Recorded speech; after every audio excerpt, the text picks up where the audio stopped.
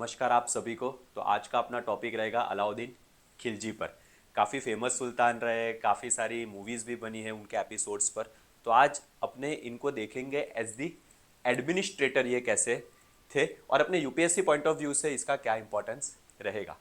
तो मैं खिलजी डायनेस्टी पर बढ़ूँ उससे पहले मैं आपको बताना चाहता हूँ कि दिल्ली सल्तनत का ये पार्ट थी। दिल्ली सल्तनत का, मुगल्स का ये पार्ट नहीं थे, दिल्ली सल्तनत का पार्ट थे जो मुगल से पहले आए थे। दिल्ली सल्तनत में 5 डायनेस्टी रही है, वो आप सबको पता होगा। फर्स्ट है मामलुक जिसको अपने स्लेव डायनेस्टी कहते हैं। सेकंड है खिलजी जो आज अपने देखेंगे। थर्ड है तुगलक। फोर्थ है सैयद। फिफ्थ है लोधी। तो ये लोधी डायनेस्टी का जो लास्ट मैंने नाम दिया वो लास्ट डायनेस्टी थी। और ये लोधी डायनेस्टी अफगानी डायनेस्टी थी। कैसी डायनेस्टी थी? अफगानी। जबकि फर्स्ट 4 डायनेस्टी थी वो तुर्किश डायनेस्टी थी। कौन सी? Turkish dynasty.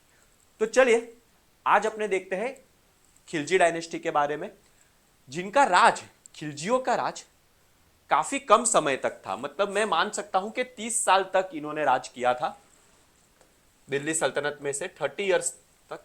लेकिन हाँ, दिल्ली सल्तनत को कॉन्केस्ट करने का काम इनका रहा था, खिलजियों का रहा था। तो खिलजी डायनेस्टी की बात करूं तो उसके जो फाउंडर थे वो थे जलालुद्दीन खिलजी।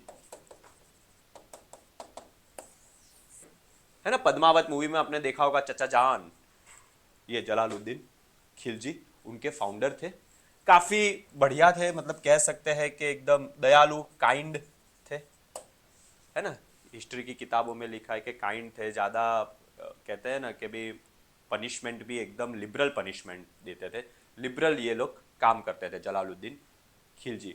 लेकिन कहते हैं ना कि कभी कभार दया जो होती है ना, दया दया मतलब दया तारक मेहता वाले नहीं, दया जो पीटी होती है। तो अपने में कहावत है गुजराती में कि भाई दया डाकण ने खाई जाए, ऐसी एक कहावत है। क्लियर? पता नहीं कौन सा राइटर ने लिखी है, लेकिन ज़्यादा दया करते हैं ना तो उसमें आप ही का ही नुकसान हो जाता है। तो जलालुद्दीन खिलजी ज़्यादा ही दयालु थे। उनको पता था अलाउद्दीन खिलजी का नेचर कैसा है, फिर भी अलाउद्दीन खिलजी को इन्होंने गवर्नर अपॉइंट किया। 2 जगह के गवर्नर थे ये। देखो, एक जगह के गवर्नर नहीं थे, 2 जगह के गवर्नर थे। गवर्नर ऑफ अवध, अयोध्या वाला रीजन, और गवर्नर ऑफ कर्रा, प्रयागराज के आसपास वाला रीजन। तो ये 2 जगह के गवर्नर थे अलाउद्दीन खिलजी। ये सुल्तान थे जलालुद्दीन खिलजी। और अलाउद्दीन खिलजी को क्या अपॉइंट किया इन्होंने? गवर्नर अपॉइंट किया। लिबरल थे तो गवर्नर अपॉइंट कर भी दिया कि ठीक है अपना भतीजा ही है। क्लियर? और अलाउद्दीन खिलजी गवर्नर बन गए। 2 जगह के गवर्नर थे अलाउद्दीन खिलजी, एक थे अवध और दूसरा है कर्रा। होशियार थे, मिलिट्री बहुत स्ट्रांग थे। है ना, मिलिट्री वेरफेयर में भी काफी होशियार थे। इसलिए इनको minister of the military warfare भी बनाने में आया। और इनको डिपार्टमेंट सौंपा गया दीवाने अर्ज। दीवाने अर्ज मतलब मिलिट्री डिपार्टमेंट। इनको कौन सा डिपार्टमेंट सौंपा गया? दीवाने अर्ज का मतलब मिलिट्री डिपार्टमेंट सौंपा गया। अब आप लोग मुझे कमेंट में बताइएगा कि दीवाने अर्ज दिल्ली के कौन से सुल्तान ने इसकी शुरुआत की थी? तो अलाउद्दीन खिलजी को अपॉइंट किया था जलालुद्दीन खिलजी ने, जो सुल्तान थे। अलाउद्दीन खिलजी गवर्नर रहे थे अवध के और कर्रा के, और वो वॉर के मिनिस्टर भी थे। इसलिए उनको पता था कि भाई मिलिट्री कैसे चलती है और मेरे जो चचा जान है ना, उनको काबू में कैसे लेना है वो उनको बहुत अच्छे से पता था। इसलिए इन्होंने एक बहुत अच्छी तरकीब की। ये जलालुद्दीन खिलजी के सन इन लॉ भी बन गए। अलाउद्दीन खिलजी जलालुद्दीन खिलजी के क्या बन गए? सन इन लॉ।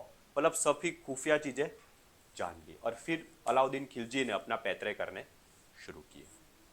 अलाउद्दीन खिलजी की बात करूं तो मैंने लिखा है second ruler of the Khilji dynasty, most powerful ruler, और military reforms, market expansionist policy, मतलब बढ़ावा किया अपने एरिया का, उसके लिए काफी फेमस थे।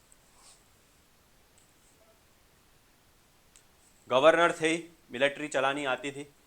मैंने बताया नेफ्यू थे, यहां पे भले आपको दिख ना रहा हो लेकिन मैं लिख लेता हूं, नेफ्यू थे।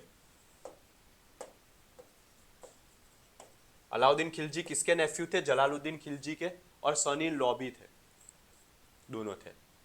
उनको governor of Kara and Awadh appoint करने में आया। जैसे हुई अलाउद्दीन खिलजी ने सब खुफिया चीजें जान ली, क्लियर, तो ये जो अलाउद्दीन खिलजी थे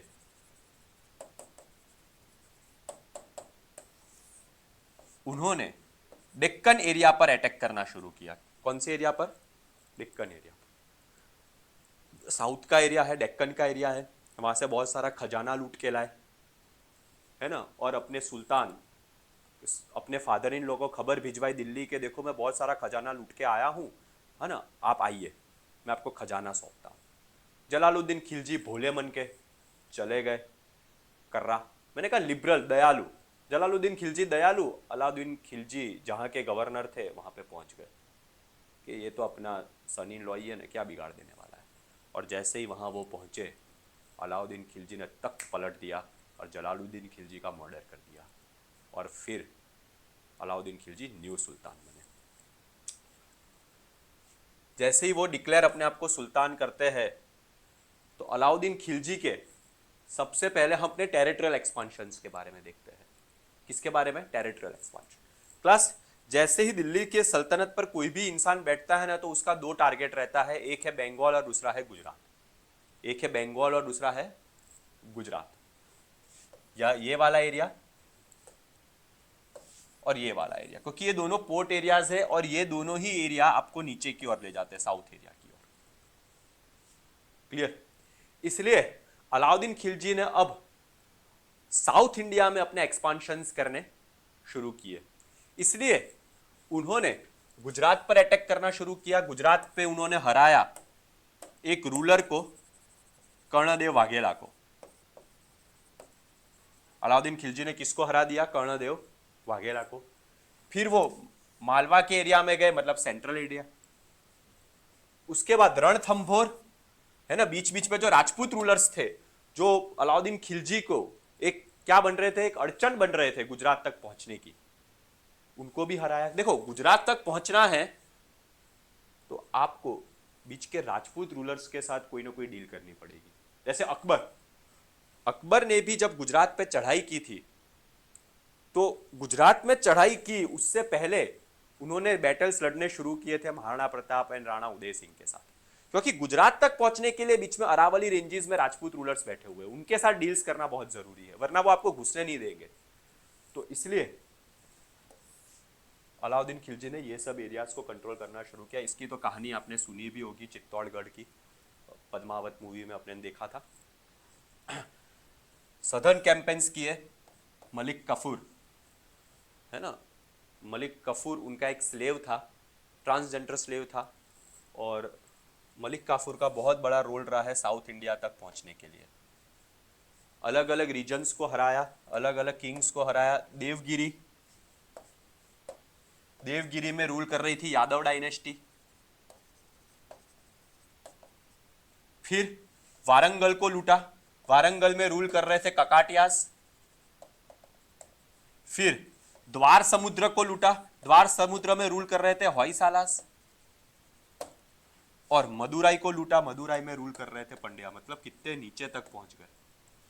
देखो, अलाउद्दीन खिलजी ने ये साउथ इंडिया को लूटा था, पूरी तरह कैप्चर किया नहीं था। बहुत जनों का कहना है कैप्चर किया था, नहीं, कैप्चर नहीं किया था, लूटा था, सिर्फ लूट लूट के वो चला गया था।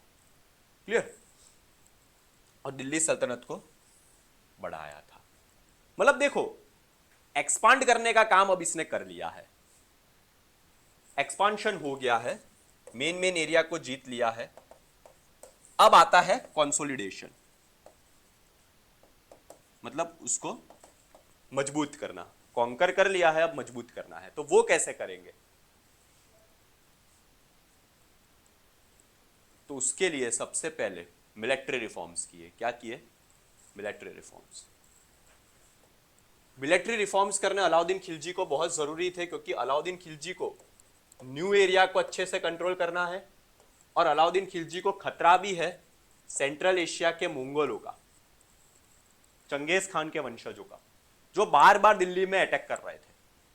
ठीक है, इसलिए उन्होंने मिलिट्री रिफॉर्म्स किए, सबसे पहले परमानेंट स्टैंडिंग आर्मी कि भाई आर्मी को खुश रखो, आर्मी खुश रहेगी तो वो मेरी हेल्प करेगी एक्सपांशन के लिए और मंगोलों के खिलाफ लड़ने के लिए। इसलिए जहां तक बने मेरे सोल्जर्स को मैं खुश रखूंगा, उसको उनका मन बहलाऊंगा, कुछ भी करूंगा।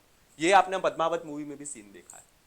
सेकंड, डायरेक्ट रिक्रूटमेंट किया और एक बहुत ही अच्छी चीज की,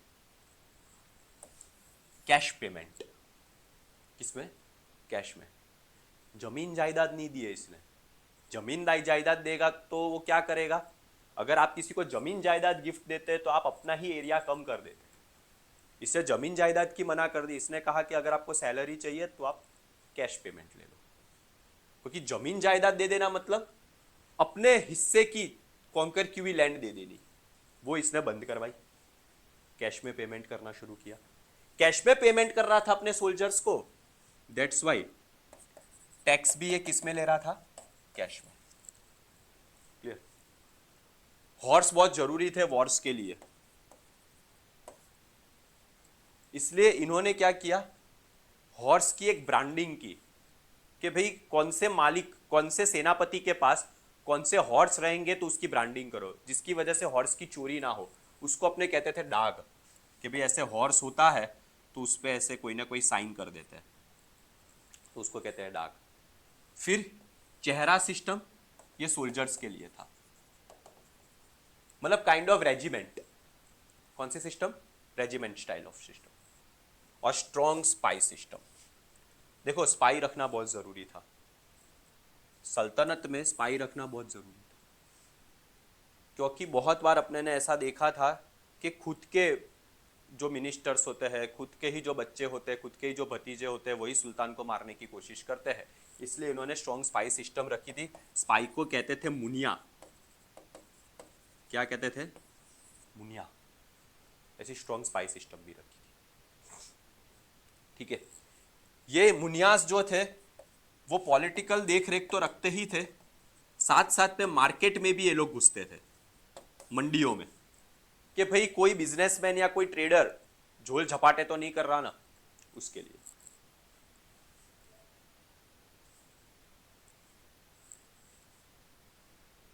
नेक्स्ट है मार्केट रिफॉर्म्स। देखो प्राइस को कंट्रोल किया। ये अलाउद्दीन खिलजी मार्केट रिफॉर्म्स के लिए काफी जाने जाते हैं, तो इन्होंने सबसे पहले प्राइस को कंट्रोल किया कि भाई जहां तक बने प्राइस को एक कंट्रोल में रखो। प्राइस अगर राइज हो जाएगी तो मेरे सोल्जर्स ना खुश हो जाएंगे, क्योंकि सोल्जर्स जो माल सामान खरीदते थे वो मार्केट से खरीदते थे और उनको सोल्जर्स को सस्ती चीजें मिले। दैट्स वाई प्राइस कंट्रोल रहना बहुत जरूरी था। सोल्जर्स खुश रहेंगे तो वो फाइट कर पाएंगे। मैंने बताया कि कुछ चीजों की फिक्स प्राइस रख दी, food grains, clothes, horse, slaves, इन सब की फिक्स प्राइस थी कि भाई इतने प्राइस में ही बेचना है, नफ़ा करना है, नफ़ाखोरी नहीं करनी। जिससे क्या है कि भाई पब्लिक खुश रहेगी, थोड़ी बहुत पब्लिक खुश रहेगी तो वो हाहाकार नहीं करेगी, है ना। हाहाकार नहीं करेगी तो क्या है कि भाई सोल्जर्स को भी शांति रहेगी, कि भाई सोल्जर्स को भी सभी चीज़ें सस्ती मिलती रहेगी। मार्केट्स को कंट्रोल करने के लिए एक नवे ऑफिसर्स भी बनाए, शाहाने मंडी, है ना। जितने भी मार्केट्स थे, जैसे grain market, cloth market, slave market, horse market, ये अलग अलग मार्केट बना दिए थे इसने। तो ये मार्केट को कंट्रोल करने के लिए एक एक्स्ट्रा ऑफिसर्स की अपॉइंटमेंट की थी, शाहाने मंडी। शाहाने मंडी जो होते हैं मार्केट के, डिफरेंट मार्केट्स के डिफरेंट शाहाने मंडी होते हैं, वो कौन सी डिपार्टमेंट के अंडर में आते थे? दीवाने रियासत, मतलब कॉमर्स वाला डिपार्टमेंट। कौन सा डिपार्टमेंट? कॉमर्स वाला, रियासत। लार्ज आर्मी को मेंटेन करना था मंगोलों के खिलाफ, इसलिए वो चाहता था कि चीज़ें सस्ती मिले। सस्ती मिलेगी चीज़ें तो सोल्जर्स हाई सैलरी की डिमांड नहीं करेंगे। क्लियर? रेवेन्यू रिफॉर्म्स भी किए, लैंड को अच्छे से मेजरमेंट करवाना शुरू किया, जिसके कारण अच्छा टैक्स आ सके। अच्छा टैक्स आएगा, good tax will lead to salary to the soldiers. इसलिए इसने पूरी तरह कोशिश किया कि भाई करप्शन कम हो, और क्योंकि करप्शन कम हो दैट्स वाई इन्होंने रेवेन्यू डिपार्टमेंट की भी शुरुआत की, दीवान मुस्तक राज, जो करप्शन रेवेन्यू पे देख रेख रखते थे कि करप्शन कम होगा तो अपने आप अच्छा पैसा आएगा, अच्छा पैसा आएगा तो economy is equal to empire. 50% of land revenue, ठीक है, बहुत रूथलेसली लैंड रेवेन्यू कलेक्ट कर रहा था ये, क्योंकि उसको जरूरत थी पैसों की, क्योंकि उसको आर्मी मेंटेन करनी थी मंगोलों के खिलाफ। इंटरमीडियरीज, मैंने कहा ना करप्शन को रोकने के लिए इंटरमीडियरीज को कंट्रोल करना जरूरी था। जैसे आज भारत सरकार ई गवर्नेंस पे आ रही है, क्यों आ रही है कि ई गवर्नेंस रहेगा तो मिडल मैन चले जाएंगे, मिडल मैन चले जाएंगे तो चीजें सस्ती हो जाएगी और करप्शन कम हो जाएगा। स्ट्रिक्ट कलेक्शन मेथड, ठीक है, और काफी टाइप के टैक्स थे। खराज मतलब लैंड रेवेन्यू, फिर घराई टैक्स भी था जो हाउस टैक्स था, फिर चराई टैक्स भी था, पेस्चर टैक्स था, ठीक है।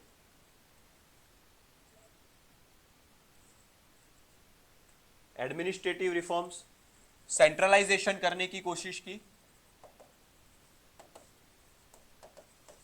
एंड इक्तेदार्स को कंट्रोल किया। इक्तेदार्स मतलब गवर्नर, इक्तेदार्स मतलब गवर्नर, उनको कंट्रोल करने की कोशिश की। इक्तेदारों पे पूरी नजर थी स्पाइस की कि इक्तेदार कहीं करप्शन तो नहीं कर रहा ना। इक्तेदार मतलब अलग अलग स्टेट्स के गवर्नर। और इसने जहां तक कोशिश की कि इक्तेदारों का पावर कम करने में आए और इक्तेदारों की जो प्रॉपर्टी है ना, ज्यादा से ज्यादा प्रॉपर्टी इकट्ठी की है उन्होंने करप्शन कर करके, उसको जब्त करने में आए। तो इन्होंने स्टार्टेड कॉन्फिस्केटेड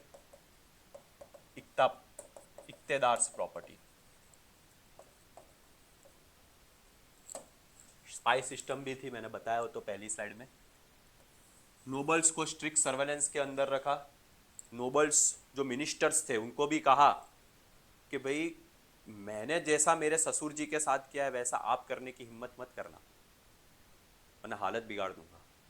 इसलिए क्लास ये किसी को नहीं छोड़ता था।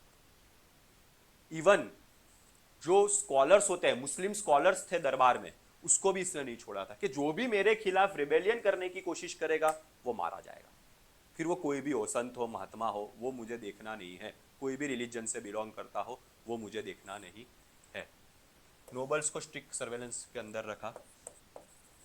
मिनिस्टर्स को कहा कि भाई देखो, मुझसे पीछे पूछे बिना आप चाय की टपरी पे भी नहीं मिलोगे।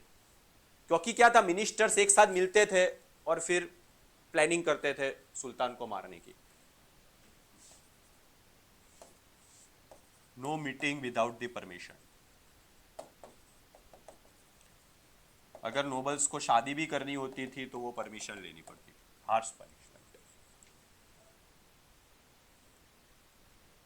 रिलीजियस पॉलिसीज की बात करूं तो पॉलिटिकली थोड़ा सेक्युलरिज्म पे आए थे ये। मैंने कहा कि भाई ये कोई रिलीजन इन सब चीज़ों में इतना नहीं फोकस था इनका।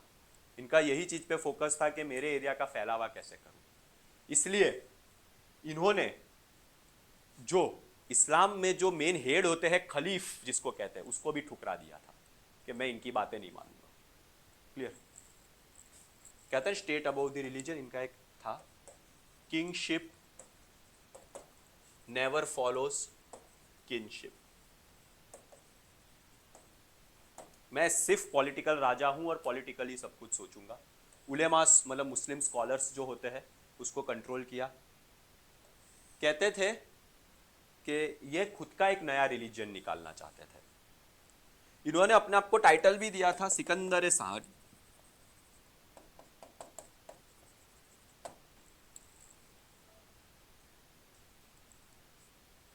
आर्ट एंड कल्चर में क्या क्या किया था इन्होंने? कुव्वतुल इस्लाम मॉस्क, जो फर्स्ट मॉस्क थी नॉर्थ इंडिया में, नॉर्थ इंडिया में फर्स्ट मॉस्क थी। आप लोग कमेंट में बताइए कि किसने बनाई थी। कुव्वतुल इस्लाम मॉस्क को थोड़ा बढ़ाया था, इंक्रीज किया था उसका एरिया। फिर कुव्वतुल इस्लाम मॉस्क का जो दरवाजा होता है, अलाई दरवाजा, ये बनाया था रेड सैंडस्टोन से। इसमें थोड़ा बहुत इंडियन आर्किटेक्चर भी मिक्स है। यहाँ आप देख सकते हो, ये पिलर्स जो है वो थोड़े इंडियन आर्किटेक्चर के टाइप के है। क्लियर। इंस्क्रिप्शन भी लिखवाए थे कुव्वतुल इस्लाम मॉस्क पर, इनके इंस्क्रिप्शन भी है पर्शियन नस्तलिक स्क्रिप्ट, उस पे इन्होंने लिखवाए थे इंस्क्रिप्शन कुव्वतुल इस्लाम मॉस्क की दीवारों पर कि भाई I am the shadow of Allah. अपने आप को क्या बुलाया था इन्होंने इंस्क्रिप्शन में? Shadow of Allah. लेकिन जो फर्स्ट सुल्तान था जिसने खुद को शैडो ऑफ अल्लाह बुलाया था, फर्स्ट सुल्तान, वो था बलबन। ठीक है। इन्होंने, यहां पे आप देख रहे हो, ये इनका कैपिटल का किला था जिसको अपने कहते हैं सीरी फोर्ट। क्या कहते हैं? सीरी फोर्ट। सीरी मतलब सर। आपको देख के बहुत ही हैरानी होगी, ये जो सीरी फोर्ट था ना, वो एक्चुअली बना था मंगोलों के जो सर होते हैं उसकी हड्डियों से इन्होंने किला खड़ा करा था, मंगोलों को डराने के लिए, क्योंकि मंगोल भी ऐसा ही करते थे। और एक चीज इन्होंने बनाई थी, हौजे खास, वाटर लेक सिस्टम थी ये भी इन्होंने बनाई थी। दिल्ली में हौजे खास है आज के टाइम पे। डाउनफॉल कैसे हुआ? बीमारी के कारण मारे गए, फिर मलिक कफूर ने पावर ले लिया। ठीक है। और 1316 में इनकी डेथ हुई। खिलजी डायनेस्टी डिक्लाइन कैसे हुई? वीक सक्सेसर्स के कारण। लास्ट जो खिलजी डायनेस्टी में थे वो थे खुसराव शाह। ठीक है। तो ये था अपना अलाउद्दीन खिलजी। Thank you.